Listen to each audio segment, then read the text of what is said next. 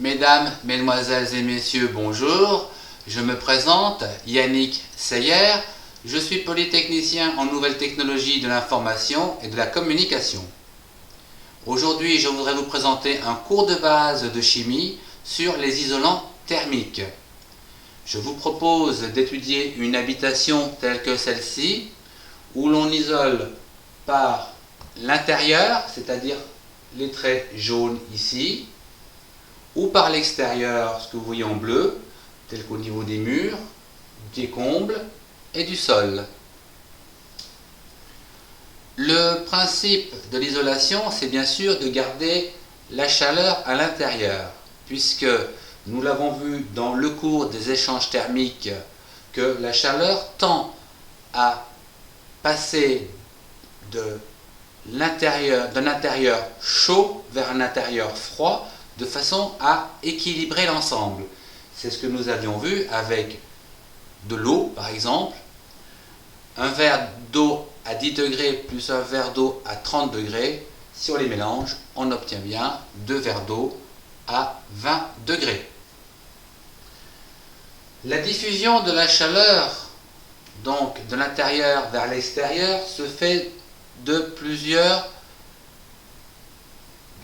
façons, à savoir par le plafond, vous pouvez perdre 30%, par les sols, vous pouvez perdre jusqu'à 7%, par les murs latéraux hors ouverture, 25%, par les fenêtres, donc tout ce qui est ouverture, porte, fenêtre, vous pouvez perdre jusqu'à 20%, et enfin l'aération donc d'une maison, 13%.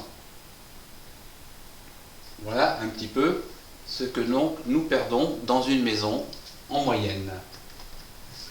Voyons un petit peu une partie théorique de ce que l'on appelle la résistance thermique et la conductance. La résistance thermique, c'est un petit peu la capacité à retenir la chaleur à l'intérieur. Ici, je vous ai dessiné un mètre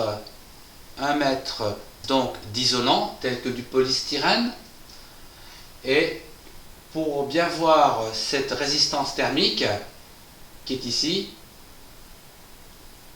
je vous l'ai montré avec la flèche dans ce sens, donc vers l'intérieur, pour que la chaleur ne parte pas vers l'extérieur.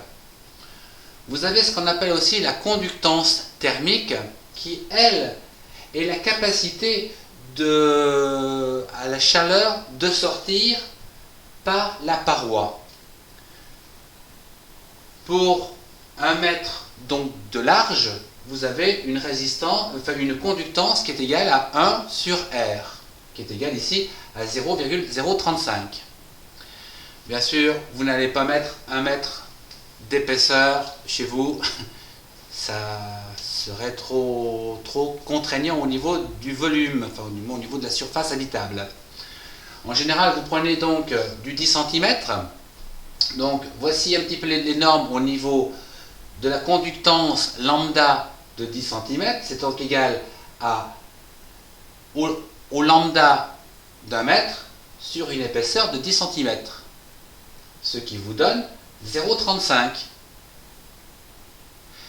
0,35 correspond donc à une résistance thermique de 2,8, c'est ce que vous voyez fréquemment donc sur ces fameuses plaques de 10 cm, avec la résistance thermique de 2,8 qui correspond à un lambda donc de conductance thermique de 0,35.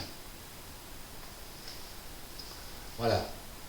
Pour ce qui est donc de la résistance, capacité à garder la chaleur, et de la conductance, donc qui est la capacité de conduire cette chaleur vers l'extérieur. Voyons ce qu'on appelle les ponts thermiques, qui eux sont dissociables entre le fait que l'isolation soit à l'extérieur ou à l'intérieur.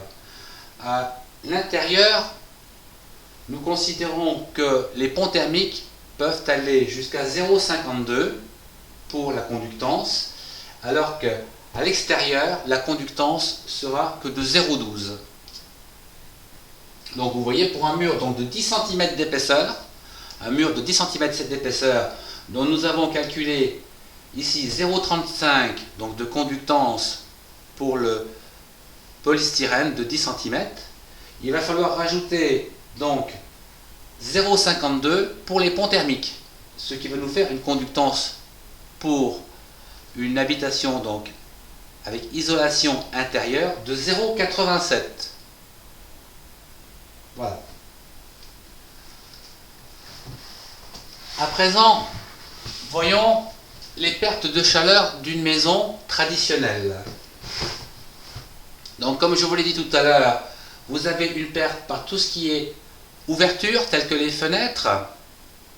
L'équation paramétrique, c'est la surface donc, de toutes les parois vitrées, multipliée par la différence de température que vous avez entre l'intérieur de votre maison et l'extérieur, et multipliée par cette conductance lambda. Ici, nous considérons que nous avons 15 mètres carrés de baies vitrées, tout compris, que la différence de température entre l'intérieur et l'extérieur est de 20 degrés, c'est-à-dire 0 dehors, 20 à l'intérieur, et la conductance donc des baies vitrées est de 1,5. Ce qui veut dire que vous dépenserez de toute façon pour 15 mètres carrés 450 watts. Voilà. Voyons à présent par le plafond.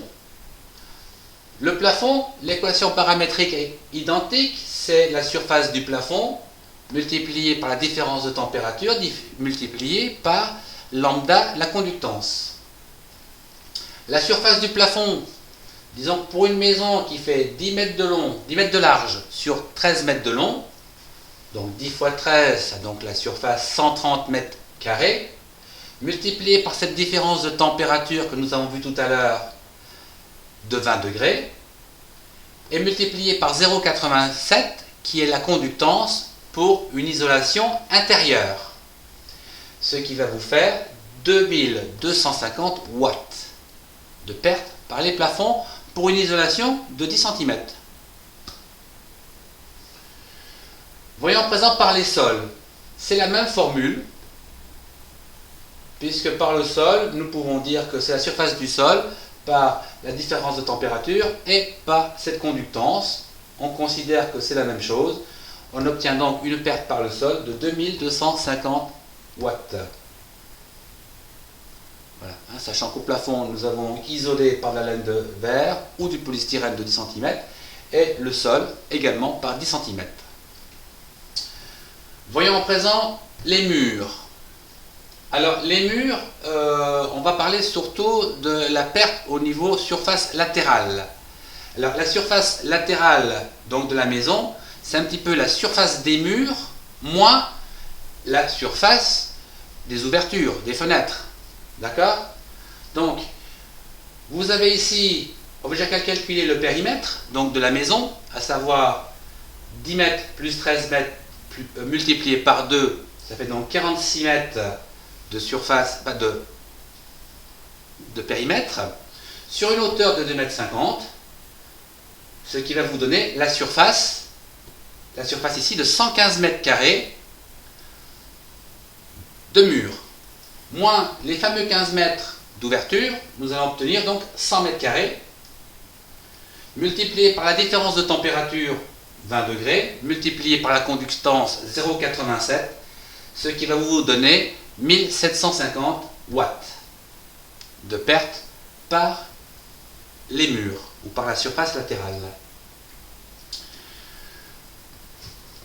Je voudrais finir par un résumé donc de l'isolation d'une maison à l'aide de 10 cm de polystyrène ou laine de verre, donc au plafond, les murs et le sol, à savoir donc 2 kW,2 par le plafond, la même chose par le sol, 1,7 par les murs et 0,5 par les ouvertures. À ceci, il faut rajouter l'aération qui est égale à 0,8 kWh, on avait dit 13%, ce qui vous fait un total de 7,4 kWh à dépenser pour contenir votre maison à 20 degrés alors qu'il fait 0 à l'extérieur. Je voudrais attirer votre attention sur les petits problèmes qui peuvent donner une dispersion plus importante, à savoir la pose du polystyrène est très importante, ou de l'isolation est quand même très importante. Nous avons vu que si c'est à l'intérieur, il y a des ponts thermiques plus importants que par l'extérieur. Vous avez les fondations que nous n'avons pas calculées, mais qui peuvent jouer aussi un rôle. Vous avez les vents. Effectivement, les vents peuvent jouer un rôle pour la pénétration du froid.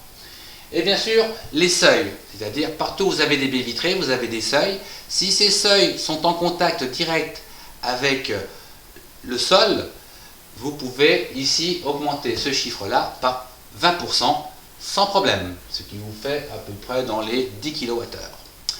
Voilà, j'ai fait le tour un petit peu de tout ce qui concernait l'isolation thermique. Je vous remercie de votre attention. Au revoir.